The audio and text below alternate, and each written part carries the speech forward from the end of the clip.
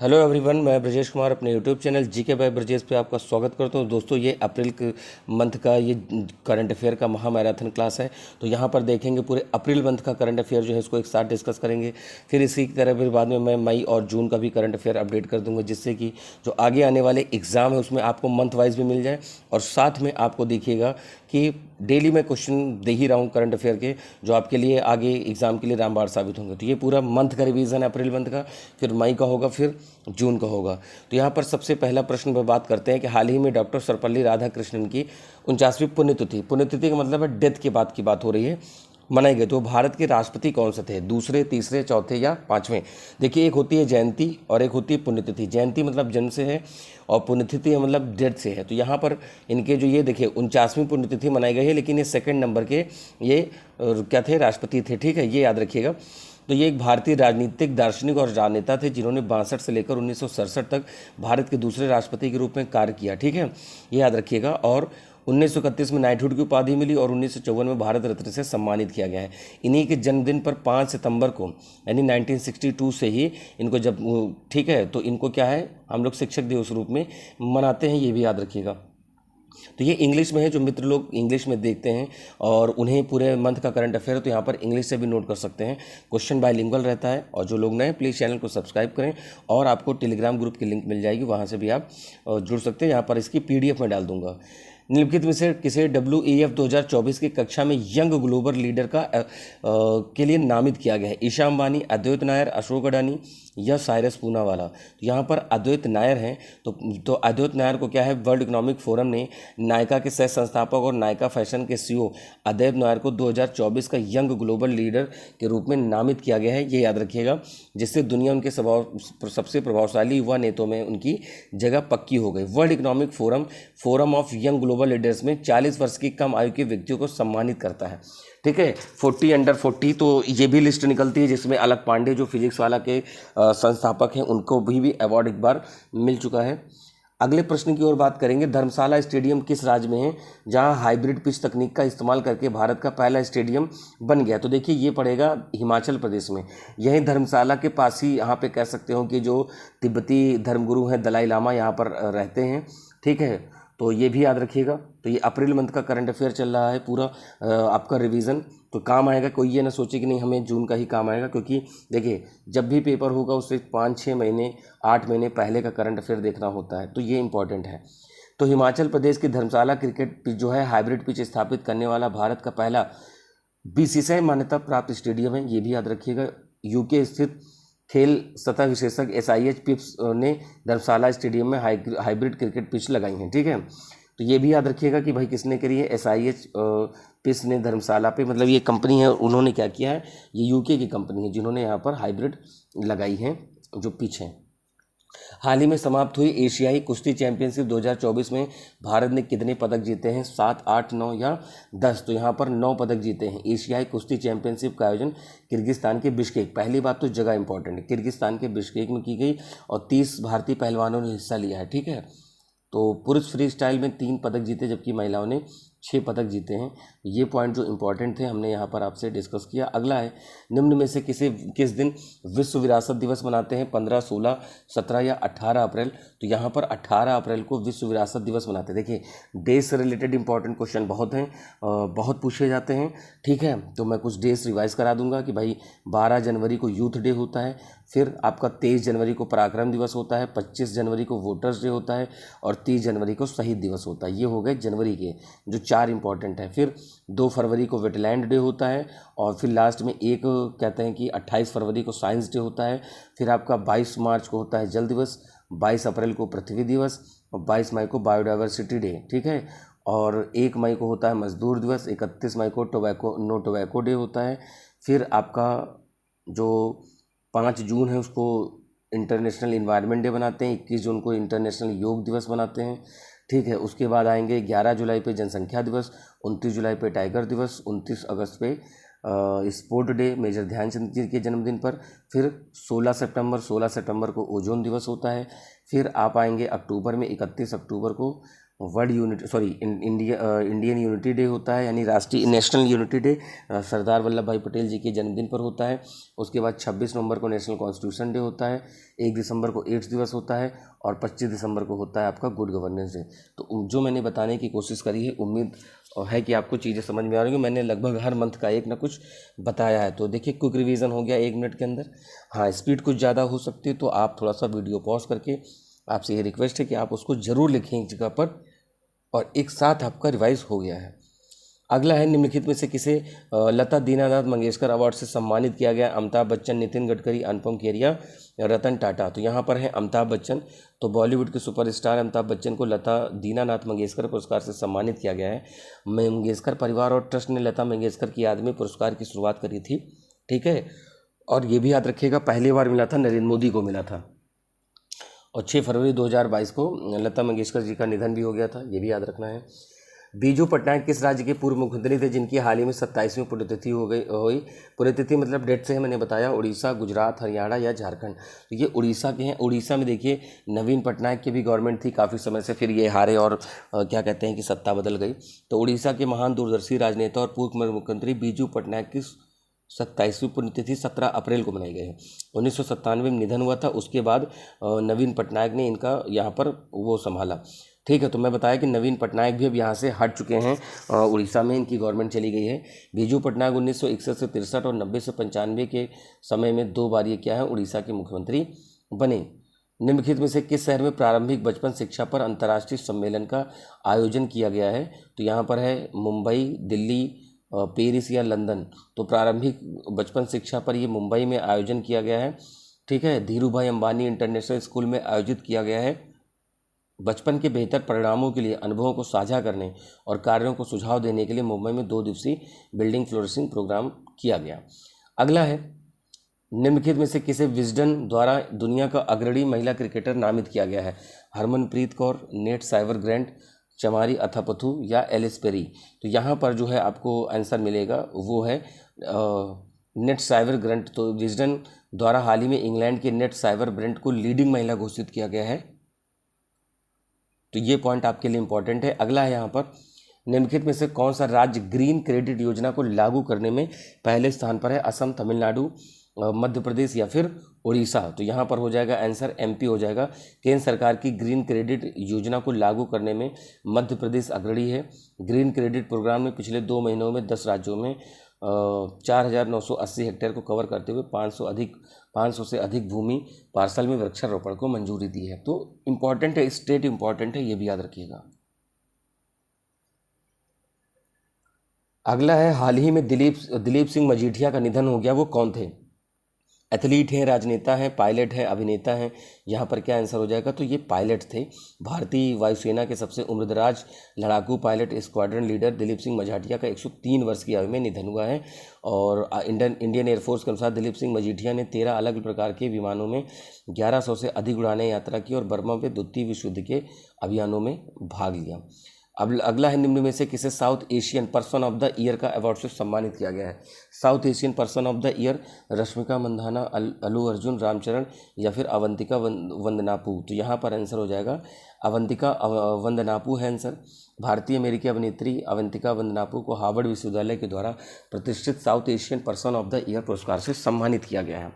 तो उम्मीद है दोस्तों चीज़ें समझ में आ रही होंगी। प्लीज़ आप कमेंट भी करें और क्या चीज़ें आपको लगती हैं सही वो भी कमेंट करें। बाकी पीडीएफ इसकी मिलेगी टेलीग्राम ग्रुप पर, उसको भी ध्यान में रखें। और साथ में मैं आपको कुछ ज्योग्राफी का सेगमेंट शुरू करने वाला हूँ, सब्जेक्ट वाइज शुरू करूँगा। तो सबसे पहले मैं ज्योग्राफी से शुरू करूँगा।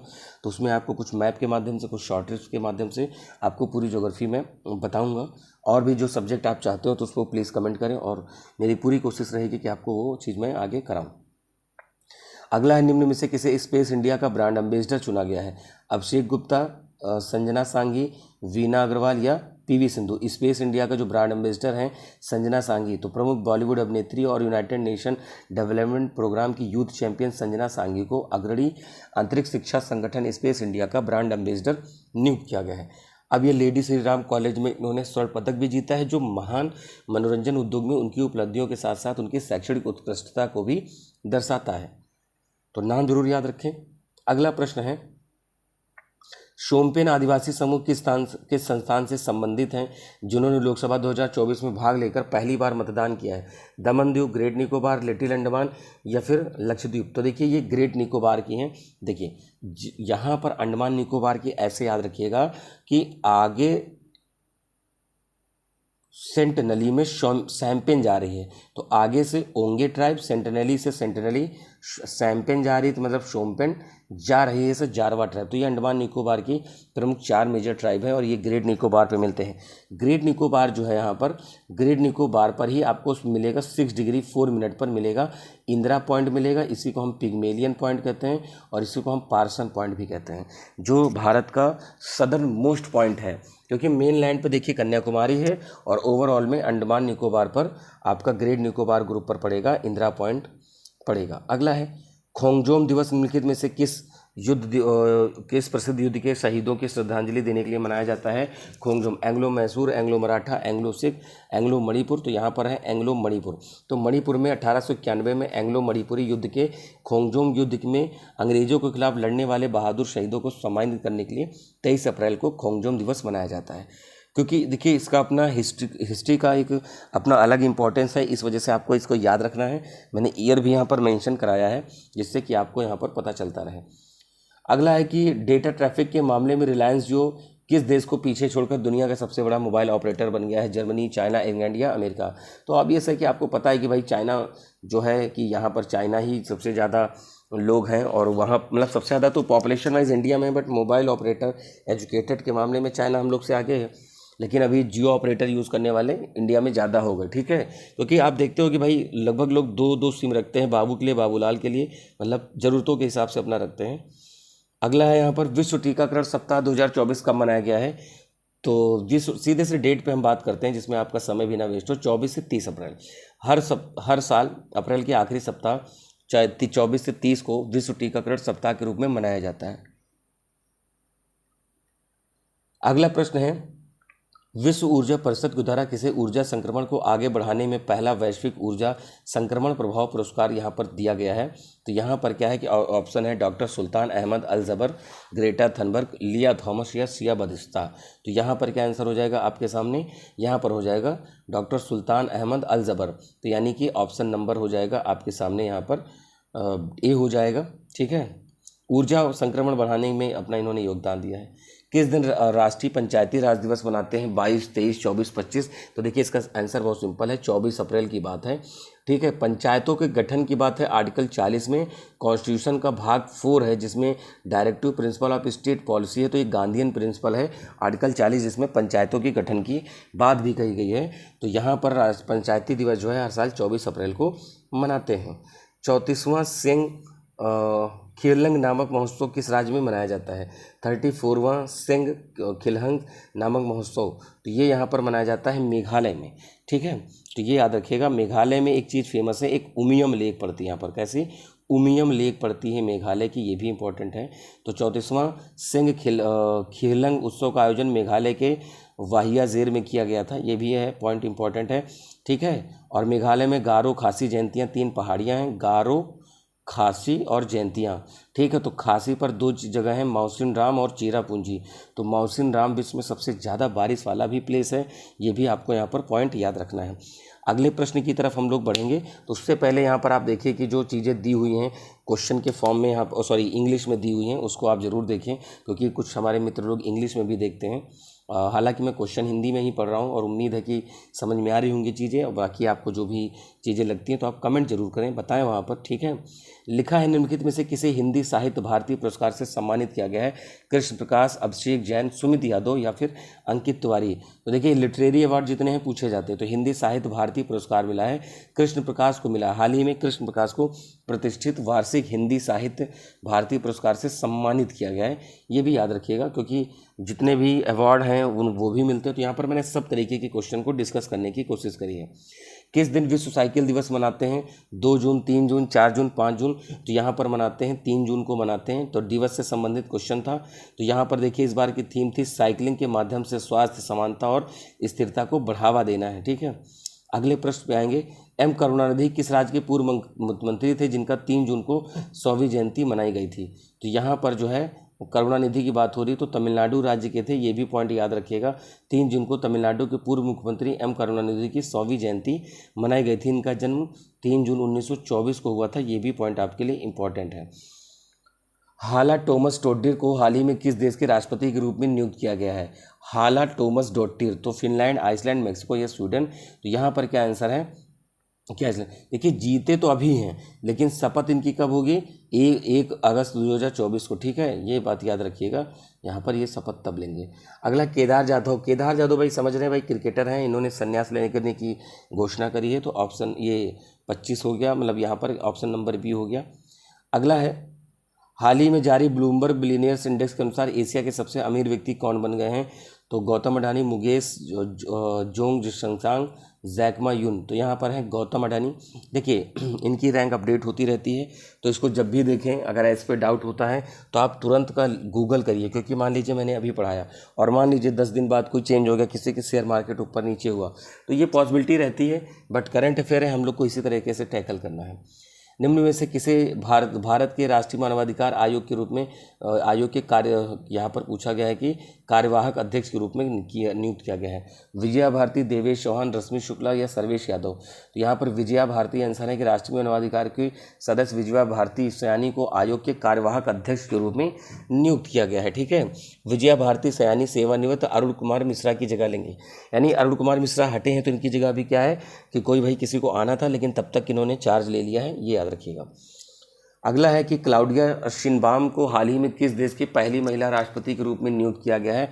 तो क्लाउडिया शिनबाम जो हैं ये मैक्सिको की हैं, और इनको क्या है कि वहाँ पर क्या है कि नया राष्ट्रीय महिला राष्ट्रपति के रूप में चुना गया है, ठीक है।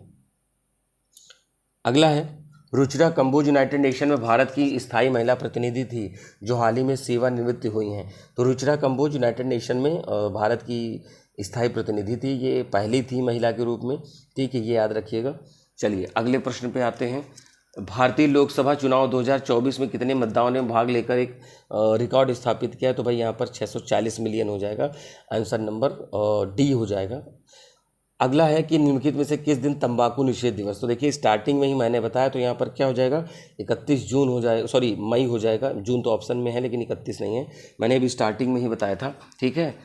तो 31 मई को हर साल विश्व तंबाकू दिवस निषेध दिवस मनाते हैं, तो मतलब उस दिन ये लोगों को अवेयर किया जाता है कि तंबाकू नहीं खाना है, मतलब उस दिन नहीं, किसी भी दिन नहीं खाना है, लेकिन उस दिन तो लोगों को अवेयर किया जाता है। बच्चों को तंबाकू उद्योग के हस्तक्षेप से बचाना है, तो आप इसकी थीम इंपॉर्टेंट है, थीम जरूर पढ़ लें, थीम। चलिए अगले प्रश्न पर आ रहे हैं।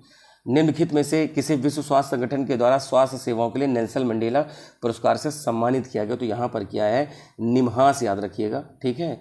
तो यहाँ पर नेशनल जो भी इसका यहाँ पर है इंस्टीट्यूट ऑफ मेडिकल हेल्थ, तो इस तरीके से इसका फुल फॉर्म है, एक बार गूगल कर लीजिएगा, ठीक है। तो निम्हांस याद रखिएगा।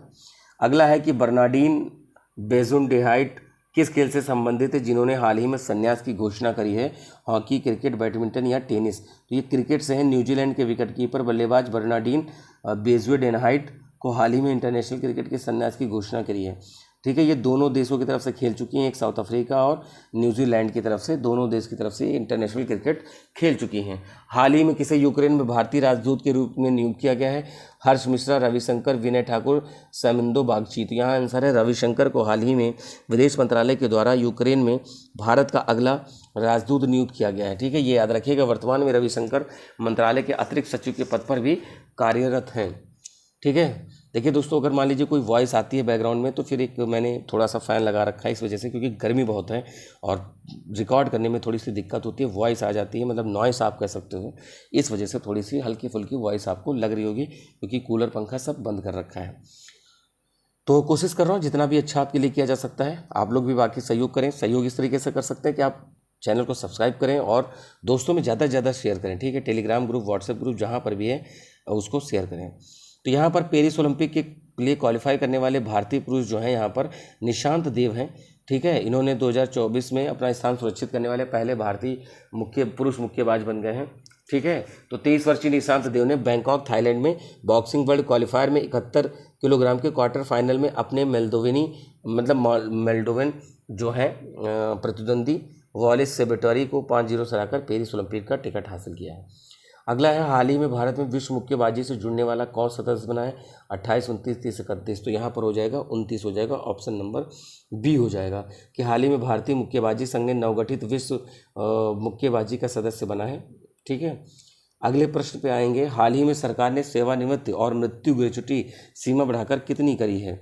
21 लाख, 23 लाख, 25 या 27। तो यहाँ पर आंसर हो जाएगा 25 लाख है कि हाल ही में केंद्र सरकार ने कर्मचारियों की ग्रेच्युटी सीमा 25% की बढ़ोतरी करने का फैसला किया है।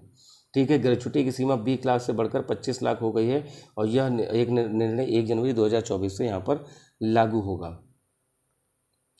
अगला है दोस्तों, निम्नलिखित में से किस शहर में 46वीं अंटार्कटिक संधि का समापन किया गया है? तो कोच्चि, वरंगल, मुंबई और सूरत। यहाँ पर आंसर हो जाएगा भाई कोच्चि। कोच्चि पड़ता है केरल में। ठीक है, कोच्चि पोर्ट भी है और पोर्ट इसको बोलते हैं क्वीन ऑफ अरेबियन सी।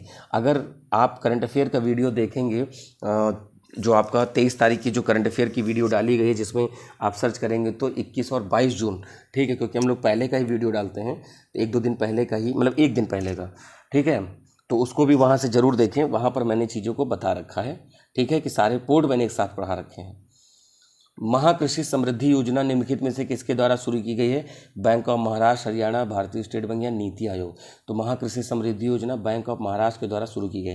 देखिए, एक नीति आयोग दिया हुआ था, NITI, national institute for transforming India. ये प्लानिंग कमीशन की जगह बना, पहले योजना आयोग था, अब national institute for transforming India यानी नीति आयोग है। 1 जनवरी 2015 से, ठीक है, तो इसको क्या किया है, इसको बनाया, उसकी जगह प्लानिंग कमीशन की जगह बनाया गया। ठीक है, और प्रधानमंत्री इसके पदेन अध्यक्ष होते हैं। भारत के पहले शहरी रुपये का निर्माण किस शहर में किया गया? तो इसका आंसर सिंपल सा बनारस है। तो ठीक है, 24 मार्च 2022 को प्रधानमंत्री नरेंद्र मोदी ने नींव रखी और 2024 तक बनकर तैयार होने की पूरी संभावना है। ये किसको किसको जोड़ेगा? तो यहाँ पर देखिए लिखा हुआ है, गिरजाघर, गोदौलिया चौक, रथ यात्रा, काशी विद्यापीठ और वाराणसी रेलवे स्टेशन या बनारस छावनी, इन लोगों जगहों को कवर किया जाएगा। अगला है, हाल ही में किसे हॉकी इंडिया अवार्ड्स 2023 में hockey player of the year के अवार्ड से चुना गया है? हार्दिक सिंह, सलीमा टेटे या उपर्युक्त दोनों। तो हॉकी इंडिया अवार्ड में उपर्युक्त दोनों का आंसर है। नीदरलैंड के इरास्मस पुरस्कार 2024 से अमिताभ घोष को सम्मानित किया गया है। मिस वर्ल्ड हुसैनिटेरियन अवार्ड से, ह्यूमैनिटेरियन है सॉरी, और अवार्ड से नीता अंबानी को भी सम्मानित किया गया है। ठीक है, रिकेन, अब देखिए जितने भी पुरस्कार यहाँ पर थे इंपॉर्टेंट मैंने यहाँ पर कर लिया है। रिकेन यामाटोमो प्रिट्जर पुरस्कार, प्रिट्जर पुरस्कार आर्किटेक्चर को मिलता है। ठीक है, तो ये जो मतलब बिल्डिंग बनाते हैं या फिर कोई मोनूमेंट्स देखते हैं या फिर और तरह की जो भी कंस्ट्रक्शन वाला काम होता है। भारत को खसरा और रुबेलिया चैंपियन पुरस्कार भी मिला है और मिस वर्ल्ड 2023 का खिताब क्रिस्टीना पिस्कोवा ने जीता है। तो जो इंपॉर्टेंट फैक्ट थे यहाँ पर ऐड की जा सकते थे एज पॉसिबल एज, मैंने इस पर जोड़ा है। अगला प्रश्न है कि WHO ने कोरोना वायरस की निगरानी के लिए कौन सा वैश्विक लैब नेटवर्क किया है? भाई देखिए, अभी कोरोना वैक्सीन जो हम लोग को दी गई, कोविशील्ड और कोवैक्सीन, तो कोविशील्ड के साइड इफेक्ट देखने को मिले हैं। ठीक है, तो तमाम तरह के लोग अपनी चीज़ें भी बताते हैं कि तो यहाँ पर कोरोना वायरस निगरानी के लिए लैब कौन सी है? कोवी लैब, कोविनेट, कोविकेयर। तो यहाँ पर है कोविनेट। तो WHO ने कोविनेट की शुरुआत करी है, जो एक वैश्विक पहल है और दुनिया भर में कोरोना वायरस की पहचान, निगरानी और मूल्यांकन को बढ़ाया है। देखिए, कोविनेट जो है SARS-CoV-2, MERS-CoV और सार्वजनिक स्वास्थ्य चिंताओं के कोरोना वायरस के व्यापक स्पेक्ट्रम को शामिल करने के लिए एक प्रयोगशाला का एक नेटवर्क का विस्तार करना है। अगला प्रश्न है, हाल ही में कहाँ RBI @90 समारोह आयोजित हुआ है? मुंबई, नई दिल्ली, कोलकाता। RBI @90 को मुंबई में किया है। देश की केंद्रीय बैंकिंग संस्था भारतीय रिजर्व बैंक ने हाल ही में अपने 90 वर्ष में प्रवेश किया, इसी वजह से। ठीक है, देखिए RBI जो है और रिजर्व बैंक ऑफ इंडिया जिसको बोलते हो, इसे हम बैंकों का बैंक कहते हैं, बैंक ऑफ बैंक कहते हैं, बैंक ऑफ गवर्नमेंट कहते हैं, सेंट्रल बैंक कहते हैं। तो ये बहुत इंपॉर्टेंट है RBI के बारे में। RBI का हेडक्वार्टर आपको मुंबई में देखने को मिलता है। अगला है, हाल ही में मियामी ओपन टेनिस में महिला एकल खिताब किसने जीता है? Petra Kvitova, Danielle Collins, Elena Rybakina. ठीक है, तो डेनियल कोलिंस यहाँ पर नाम है। देखिए, कुछ अंग्रेजों के नाम है भाई, पढ़ने में थोड़ा सा प्रोनाउंसिएशन अच्छा तो नहीं रहेगा, ये आप भी समझ रहे होंगे। ठीक है, तो यहाँ पर थोड़ा सा हम लोग को एडजस्ट करना पड़ेगा। चलिए अगले प्रश्न पर आते हैं। हाल ही में कच्चा तीवु द्वीप इंपॉर्टेंट है। देखिए, एक चीज़ यहाँ पर समझिए, ये इंडिया है, इंडिया और नीचे श्रीलंका, इसी के बीच में कच्चा तीवु है। तो यहाँ पर श्रीलंका के पास है। ठीक है, किस देश को दिया गया था? श्रीलंका को दिया गया था। एक चीज़ याद रखिए, अब मैं जैसे एक चीज़ बताऊँ, अभी 2-3 दिन से न्यूज़ चल रही है, 2-3 दिन से मतलब जो प्रेजेंट टाइम में वीडियो में बता रहा हूँ, ये जून में मैं बता रहा हूँ, 23 जून, ठीक है, रिकॉर्ड हो रहा है वीडियो। तो उस समय अब ये मान लीजिए आगे अगले दिन अपलोड होगा, तो मतलब हो चुका होगा जब आप लोग देख रहे होंगे।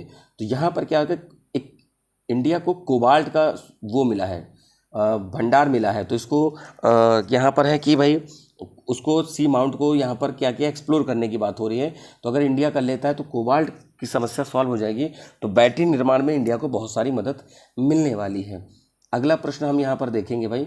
तो देखिए, श्रीलंका में भारतीय आवास जो परियोजना के अंतर्गत 1300 पैरा के निर्माण को यहाँ पर शुभारंभ किया गया है, ठीक है। चलिए अगला है, श्रीलंका और मॉरिशस ने यूपीआई सर्विसेज को वर्चुअली लॉन्च किया है। भारत श्रीलंका के पर्यटन स्रोत के रूप में शीर्ष स्थान पर रहा, ठीक है। भारतीय सशस्त्र बलों को श्रीलंका में गोल्डन आउल पुरस्कार से सम्मानित किया गया है, ठीक है। चलिए अगले प्रश्न पे आते हैं। हाल ही में कार्गो वॉल्यूम के मामले में भारत का सबसे बड़ा बंदरगाह कौन सा है? कांडला, दीनदयाल, पारादीप। तो यहाँ पर आंसर हो जाएगा पारादीप, उड़ीसा राज्य में मिलता है। अब एक चीज़ यहाँ पर बात करते हैं कि जो कांडला है गुजरात में, इसको हम पंडित दीनदयाल पोर्ट कहते हैं। देखिए यही उसी का नाम ही है।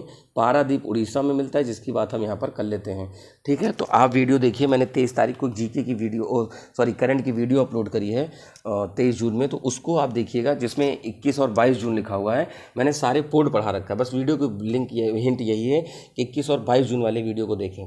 तो पारादीप बंदरगाह भारत के उड़ीसा राज्य के जगतसिंहपुर जिले में बंगाल की खाड़ी में पर एक प्राकृतिक बंदरगाह है। यह महानदी के बंगाल में खाड़ी में बह जाने के स्थान पर एक गहरे पानी की बंदरगाह है, ठीक है। बट देखिए सबसे गहरा नहीं है, गहरा सबसे विशाखापट्टनम ही है, ठीक है। अगले प्रश्न की ओर कूच करेंगे भाई। यानी किस देश के केवल भारतीय पर्यटकों के लिए ई वीज़ा की शुरुआत करिए? चाइना, रूस, जापान। तो भैया जापान वालों ने कहा है कि भैया आइए, आपको जो वीज़ा की बात है, ई वीज़ा आपको मिल जाएगा, यानी इलेक्ट्रॉनिक वीज़ा या फिर ऑनलाइन माध्यम से बात हो रही है। जापान में 1000 वर्ष पुराना सोसाई महोत्सव का मतलब मनाया जाता है, ये ध्यान रखिएगा। जापान दुनिया का पहला लकड़ी का उपग्रह लॉन्च करेगा। जापान के समुद्र के अंदर ज्वालामुखी विस्फोट के बाद ये द्वीप मिला है, ठीक है। तो कुछ चीज़ें इंपॉर्टेंट हैं, बहुत चीज़ें आपको यहाँ से देखने को मिल जाती हैं, उसको नोट किया करें। और देखिए ऐसा है ना कि यहाँ पर जीके जीएस की भी वीडियो चल रही है, फिलहाल ये तो है करंट की, तो जीके जीएस की वीडियो को जरूर देखिए। और ऐसा नहीं कि अगर कोई करंट अफेयर का पढ़ रहे हो और आपको वहाँ पर जीके का कोई रेफरेंस आया तो ना बताएं, बिल्कुल बताते हैं, ज़रूरत पड़ने पर वो बताया जाता है और आप उसको ज़रूर देखिए भी। अगला प्रश्न यहाँ पर है, हाल ही में अब्दुल फतेह अल सीसी को किस देश के राष्ट्रपति के रूप बने हैं? Egypt, Denmark, Finland. तो यहाँ पर क्या आंसर हो जाएगा भाई? देखो इजिप्ट हो जाएगा। तो अब्दुल फतेह अल सीसी ने 2 अप्रैल 24 को मिस्र के राष्ट्रपति के रूप में अपने तीसरे कार्यकाल के रूप में शपथ लिए, और वो 2030 तक मिस्र के राष्ट्रपति बने रहेंगे, ये भी याद रखिएगा। तो मिस्र के राष्ट्रपति का कार्यकाल 6 साल का होता है। मिस्र एक अरब देश है जो अफ्रीका में स्थित है। तो ठीक है, इतने पॉइंट यहाँ पर इंपॉर्टेंट है। देखिए यहीं पर स्वेज कैनाल है और जो भूमध्य सागर को लाल सागर से जोड़ती है। तो मैं यहाँ पर मैप बना के दिखा देता हूँ। जैसे नीचे ये अफ्रीका कॉन्टिनेंट है और नीचे इधर यहाँ अरब पेनिनसुला है। थोड़ा सा गड़बड़ बन गया, थोड़ा नहीं गड़बड़ी बना था, लेकिन फिर से हम बनाते हैं, ठीक है। ये ऐसे है और इस तरीके से, ठीक है। और यहाँ पर क्या है, ऊपर अरब पेनिनसुला है। तो यहीं पर ये स्वेज कैनाल बने गए हैं। स्वेज कैनाल 1969 में बनी है, ठीक है। बाद में इसको नेशनलाइज कर दिया गया, इजिप्ट के पास है। तो स्वेज कैनाल है जो रेड सी से मेडिटेरेनियन सी की तरफ जोड़ते हैं। तो ये भी पॉइंट आपका फैक्ट वाइज बहुत इंपॉर्टेंट है, उसको ध्यान में रखें। अगला प्रश्न है, देखिए अब्दुल फतेह अल सीसी मैंने बता दिया है, पूरा डिटेल देख लीजिए। और स्वेज कैनाल जो है भूमध्य सागर को लाल जोड़ती है। और यहीं पर अफ्रीका के ऊपर यहाँ पर जिब्राल्टर स्टेट है जो मेडिटेरेनियन सी को अटलांटिक ओशन से जोड़ती है, और ऊपर स्पेन पड़ता है, स्पेन को मोरक्को से अलग करते हैं। तो ये भी पॉइंट एक्स्ट्रा है, आप इसको ऐड करें, ठीक है। देखिए सीखने की कहीं पर भी कोई आपको दिक्कत नहीं है। हाल ही में सीताराम मीना को किस देश के भारत में अगला राजदूत नियुक्त किया है? जापान, इंडोनेशिया या नाइजर। तो यहाँ पर नाइजर हो जाएगा। सीताराम मीना को नाइजर के में भारत का अगला राजदूत के रूप में नियुक्त किया गया है। तो ये थोड़ा सा पॉइंट इंपॉर्टेंट है। अगला बात पे आते हैं। एटीपी रैंकिंग में दुनिया के सबसे उम्रदराज जो नंबर 1 खिलाड़ी कौन है? Rohan Bopanna, Roger Federer, Novak जोकोविच। तो यहाँ आंसर है नोवाक जोकोविच।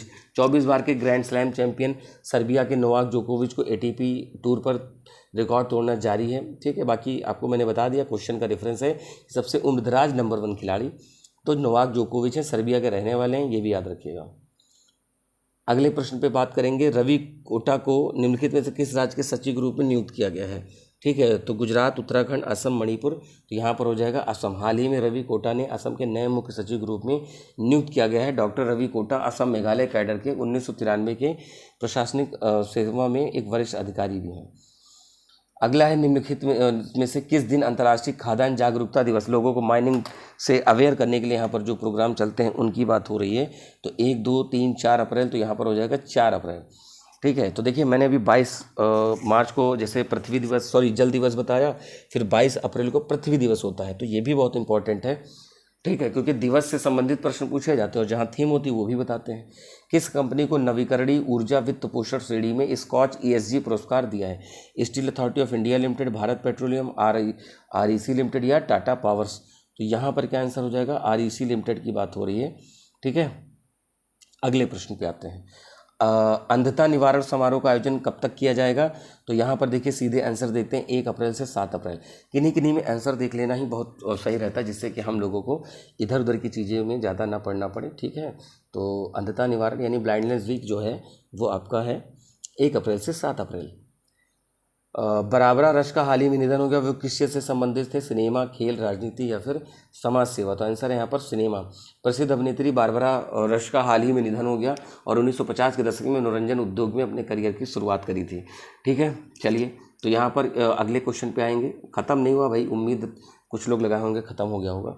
हाल ही में G20 का संगठन 21वां सदस्य किसे बना है? ग्रुप 20 का देखिए अफ्रीकन यूनियन बना था। सबसे पहले तो 19 देश प्लस यूरोपियन यूनियन था, 20 थे। अब यहाँ पर क्या है कि अफ्रीकन यूनियन को भी यहाँ पर जोड़ा गया है। ठीक है। तो देखिए 9 सितंबर 2023 को G20 की बैठक थी, भारत इसको होस्ट कर रहा था। तो वहीं पर क्योंकि जो होस्ट करता है उसके पास एक मेंबर को बढ़ाने की शक्ति मिलती है, तो यहाँ पर क्या है कि भाई अफ्रीकन यूनियन को शामिल किया गया। अफ्रीकन यूनियन में लगभग 54 देश हैं। अगला है हाल ही में चर्चा में रहा भारत का सर्वश्रेष्ठ जो पर्यटन गांव है विश्वनाथ घाट कहाँ स्थापित किया गया है? तो ये किया गया दोस्तों असम में किया गया। विश्वनाथ घाट की बात यहाँ पर हो रही है और विश्वनाथ घाट को हम गुप्त काशी के रूप में भी जानते हैं। अगला प्रश्न है भारत का पहला लाइट हाउस फेस्टिवल कहाँ आयोजित किया गया है? महाराष्ट्र, गोवा, राजस्थान, पंजाब? तो यहाँ पर बात आती है गोवा की। केंद्रीय बंदरगाह, जहाजरानी, जलमार्ग और आयुष मंत्री सर्बानंद सोनोवाल ने गोवा में के पणजी में fort Aguada light house festival का यहाँ पर उद्घाटन किया गया है, ये याद रखिएगा। गोवा आंसर हो जाएगा।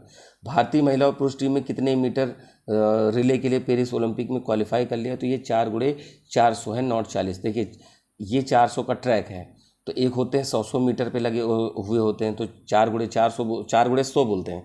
अब 4x400 का मतलब है कि एक ही प्लेस पे 4 लोग खड़े हैं और वो घूम घूम के आते जा रहे हैं और चारों लोग यहाँ पर आगे हैं। ठीक है। तो यहाँ पर ये जिसको हम रिले रेस भी बोलते हैं उसके लिए क्वालिफाई किया है। अगला प्रश्न है बिजनेस मैनेजमेंट में हार्वर्ड विश्वविद्यालय के पाठ्यक्रम पेश करने वाला भारत का पहला विश्वविद्यालय कौन सा बनेगा? बिजनेस मैनेजमेंट में हार्वर्ड विश्वविद्यालय का पाठ्यक्रम पेश करने वाला भारत का पहला विश्वविद्यालय दिल्ली, लखनऊ, बनारस या चंडीगढ़? तो यहाँ आंसर हो जाएगा चंडीगढ़ यूनिवर्सिटी।